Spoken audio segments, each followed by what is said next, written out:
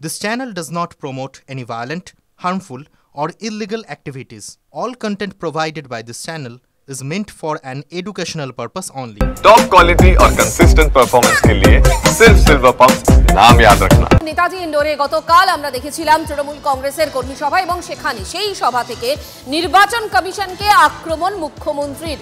পাল্টা মুখ্য নির্বাচন কমিশনারকে চিঠি শুভেন্দু অধিকারীর। গতকাল মুখ্যমন্ত্রী মুখ্য নির্বাচন কমিশনার হিসেবে জ্ঞানেশ কুমারের নিয়োগ নিয়ে প্রশ্ন তুলেছিলেন। বিজেপি সব সাংবিধানিক প্রতিষ্ঠানে নিজেদের লোক নিয়োগ করছে বলে অভিযোগ করেছিলেন। দিল্লি মহারাষ্ট্রে ভোটে বিজেপি কারচুপি করেছে বলেও অভিযোগ করেছিলেন। দেশের নির্বাচন কমিশনের ভাবমূর্তিতে আঘাত করেছেন রাজ্যের মুখ্যমন্ত্রী। অভিযোগ জানিয়ে এবার চিঠি রাজ্যের বিরোধী দলনেতার। কি বলেছিলেন মুখ্যমন্ত্রী শুনুন আগে। দিল্লির ভোটার এসে বাংলায় ঢুকবে, হরিয়ানার ভোটার ঢুকবে, রাজস্থানের ভোটার ঢুকবে, আর ইলেকশন কমিশন ঘাড়ের ওপর অফিসার চাপিয়ে দেবে, নিজের ইচ্ছে মতো যা ইচ্ছে তাই করবে। মনে রাখবেন, আমরা 26 দিন অনশন করতে পারলে ইলেকশন কমিশনকেও গণতন্ত্র ফিরিয়ে দেওয়ার দাবিতে আমরা কিন্তু ওখানে ধর্ণা দিনের পর দিন দিতে পারি। আমরা দিল্লি নই, আমরা মহারাষ্ট্র নই, আমরা বাংলা। এ নিয়ে কথা বলবো, আমাদের সঙ্গে রয়েছেন আমাদের প্রতিনিধি শ্রাবন্তী সাহা। শ্রাবন্তীর সঙ্গে একটু কথা বলবো। শ্রাবন্তী, দিল্লিতে চিঠি আর রাজ্যের মুখ্য নির্বাচন কমিশনের দপ্তরে গেলেন শুভেন্দু অধিকারী। অভিযোগটা কি, বক্তব্য কি, কেন গেলেন তিনি? দেখো, মূলত গতকাল থেকে যেরকমভাবে নির্বাচন কমিশনকে বারবার নিশানা করেছেন মুখ্যমন্ত্রী, তারপর শুভেন্দু অধিকারী নির্বাচন কমিশন দফতরে এই মুহূর্তে হাজির হয়েছেন। তার দুটো বক্তব্য। একটা হচ্ছে যে এই যে ভুয়ো ভোটার, সেটা গত বেশ কিছুদিন আগে থেকেই তারা বারবার বলছিলেন, এবার এপিকটা মিলছে। কী কী ব্যবস্থা নিচ্ছে কমিশন এই ব্যাপারে তারা জানতে চাইবেন। একই সঙ্গে কতটা করা হচ্ছে এই ব্যবস্থা তা নিয়ে জানতে চাইবেন। যদিও এর প্রসঙ্গে নির্বাচন কমিশন কর্তারা বারবার কালকে বৈঠক করেছেন। গতকাল যখনই নেতাজি ইন্ডোরে মুখ্যমন্ত্রী মমতা বন্দ্যোপাধ্যায় এই কথা বলেন, তার পরপরই এডিএমদের সঙ্গে বৈঠক করে নির্বাচন কমিশন কর্তারা। তাদের বক্তব্য যে এপিক কার্ড কোথাও নম্বর যদি একও হয়ে থাকে, সত্যি কি অন্য রাজ্যের বাসিন্দা এসে এ রাজ্যের বিধানসভায় ভোট দিতে পারেন? তার কারণ সাধারণত প্রত্যেক বুথে তুমি দেখবে যে একটা করে ভোটার লিস্ট থাকে। সেই ভোটার লিস্টের নাম না থাকলে কীভাবে এপিক কার্ড মিলবে? যদিও তাদের বক্তব্য যে তারা সঙ্গে সঙ্গে পদক্ষেপ নিয়েছেন। এই ধরনের এপিক কার্ড যেগুলি রয়েছে, সেগুলি যদি কোথাও গিয়ে তার নাম্বার মেলে, তারা সঙ্গে সঙ্গে সেটি নিয়ে জাতীয় নির্বাচন কমিশনে জানাবেন এবং যদি বিভিন্ন এনকোয়ারির পরে দেখা যায় যে তারা ভুয়ো ভোটার, সেটা বাতিল করবে নির্বাচন কমিশন দপ্তর। একই সঙ্গে আজকে শুভেন্দু অধিকারী তারা মৃত ভোটার তাদের নাম যাতে সঠিক সময় বাদ যায় তার ব্যাপারেও জোর দেবেন। একই সঙ্গে সত্যিকে মমতা বন্দ্যোপাধ্যায় পারেন প্রত্যেকটি নির্বাচন কমিশন যে যদি স্ট্যাটুটা দেখি আমরা, তাহলে সেটা সম্পূর্ণরূপে একটা স্বতন্ত্র সংস্থা। তার যিনি আধিকারিক হবেন, তাকে কি সত্যি এইভাবে একটা বিজেপি উৎসাহ দেওয়া যায়? যাবতীয় বিষয় নিয়ে আজকে শুভেন্দু অধিকারী তারা ইতিমধ্যেই এসে পৌঁছেছেন নির্বাচন কমিশন দপ্তরে। নজর থাকবে আমাদের সেদিকে অবশ্যই। শ্রাবন্তী, কথা হবে। আপাতত তোমাকে ধন্যবাদ। 26-এর ভোটের আগে ভুতুরে ভোটারে তপ্ত বঙ্গ রাজনীতি, যে খবর সবার আগে TV9 বাংলায় তুলে ধরেছিল। ভোটার আলাদা, কিন্তু এপিক নাম্বার 1। এবার শোরগোল কোচবিহারের মাথাভাঙার বাসিন্দা আরতি সরকার। তার এপিক কার্ডের নাম্বারে দেখা যাচ্ছে যে উত্তরপ্রদেশের দিদারগঞ্জের জনৈক বিবেকানন্দ শঙ্কর প্রভুর নাম।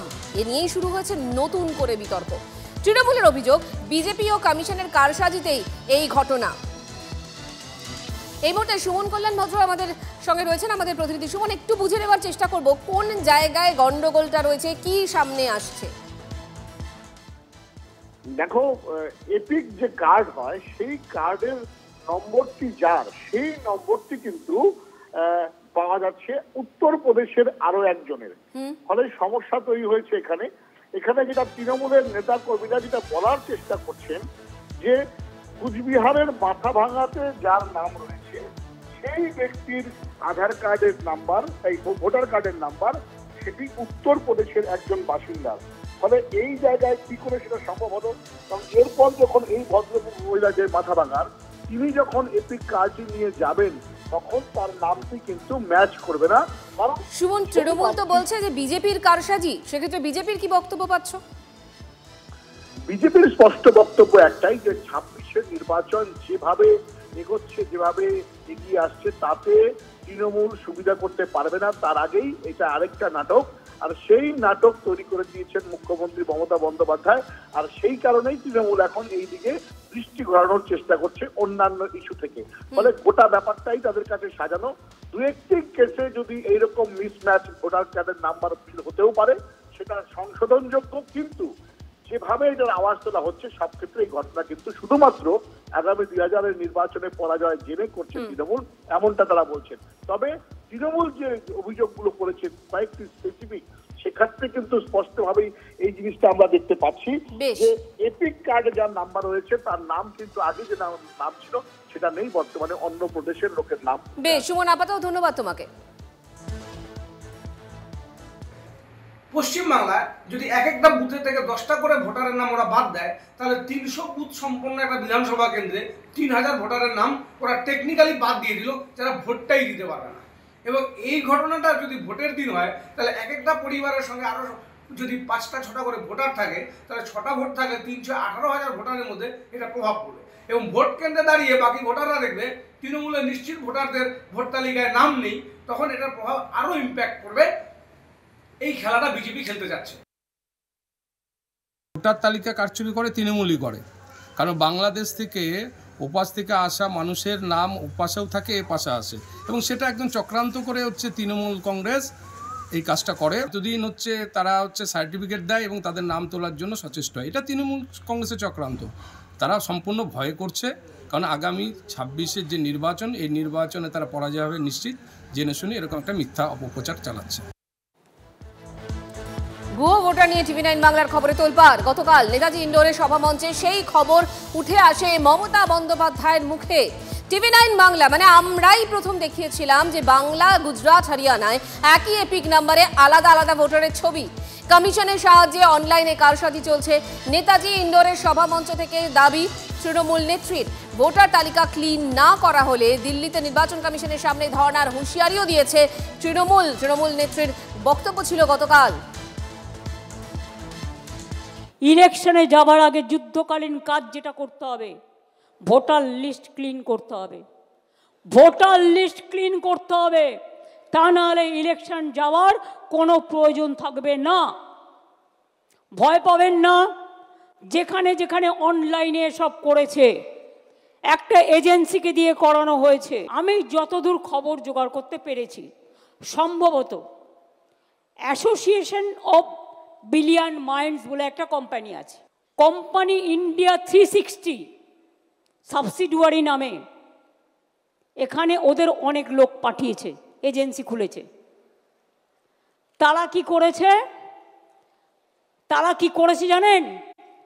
ডেটা অপারেটরদের কাছে কাছে গিয়ে, কিছু এআরওকে সাথে নিয়ে, যদিও ইলেকশন কমিশনের আন্ডারে থাকে ভোটার লিস্ট তোলা, এদের অনলাইনের কারসাজিটা আপনাদের আমি দেখাচ্ছি। ফিল্ড সার্ভে করেনি, বাংলার লোক যাতে ভোট দিতে না পারে একই এপিক কার্ডে বাইরের লোকের নাম তুলেছে। তার মানে বাংলার লোকটা যখন ভোট দিতে যাবে, তার ভোটটা বাইরে থেকে এসে সে দিয়ে দেবে। দেখুন, আমি প্রমাণ দিচ্ছি। ধরুন একটা নাম তসলিম মিয়া, বাড়ি কোথায়? গঙ্গারামপুর। এখানে নাম দিয়েছে জিজ্ঞেস মাকভানা। তার বাড়ি কোথায়? তার বাড়ি হচ্ছে গুজরাট, আহমেদাবাদ। বুঝেছেন? একই এপিক কার্ডে কোথাও হরিয়ানা, কোথাও গুজরাট। আধার কার্ড কেলেঙ্কারি করেছে, আধার কার্ডটা ওদের হাতে।